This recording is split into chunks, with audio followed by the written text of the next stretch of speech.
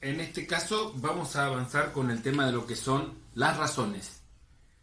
Aparte de la razón es lo que tenemos para pensar. La razón en realidad se le dice al resultado de una división. Cuando yo divido dos números, el resultado es una razón.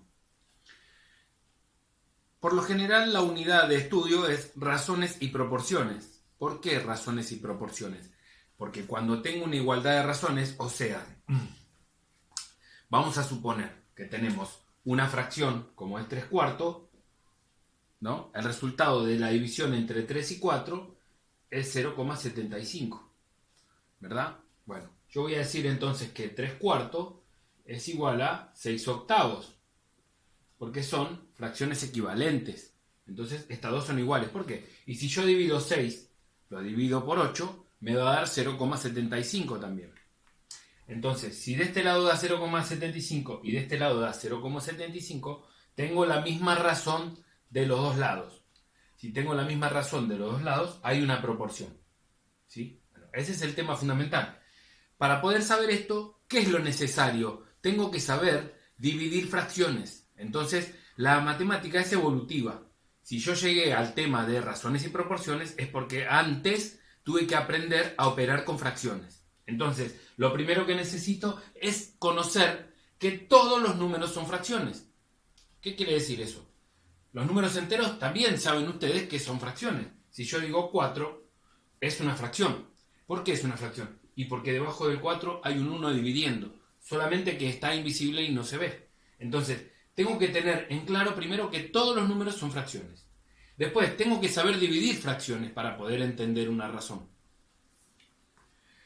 Y después, cómo se resuelven estas proporciones, ¿no? Que son razones. Entonces, vamos a ver un ejemplo claro para poder ver esto de la razón y la proporción. Yo para poder entender razones necesito entonces saber que todos los números son fracciones, dividir las fracciones, necesito conocer la regla de los signos, por supuesto, porque si voy a estar dividiendo, necesito saber qué pasa si el de arriba es negativo, el de abajo es positivo. Si hablamos con propiedad, el numerador es positivo, el denominador es negativo, etcétera, etcétera. Por ejemplo, vamos a poner un ejemplo muy claro. Dice que este número dividido este número es una razón. ¿Cómo hago para hallar esa razón? Simplemente, lo único que tengo que tener en cuenta es que esto es una división. Está bien, acá ya tengo yo una división, pero esa división representa un número.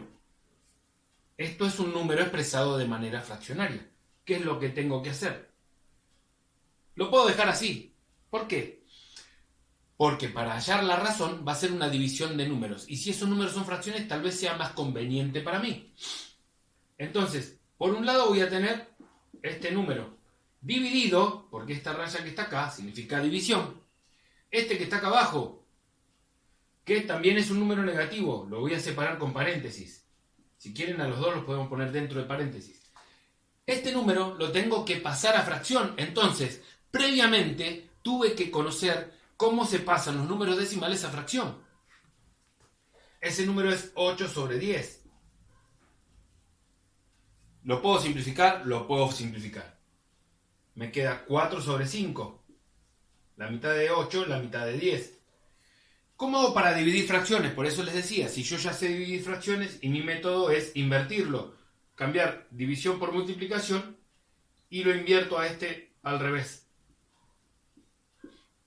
Mi método es cambio el dividido por una multiplicación, la fracción la invierto, pongo el 4 abajo, el 5 arriba, y ahora multiplico directo, el de arriba por el de arriba, el de abajo por el de abajo. Teniendo en cuenta la regla de los signos, el resultado va a ser positivo.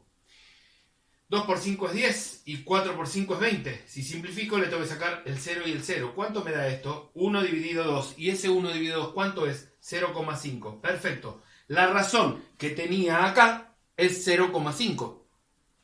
¿Ok?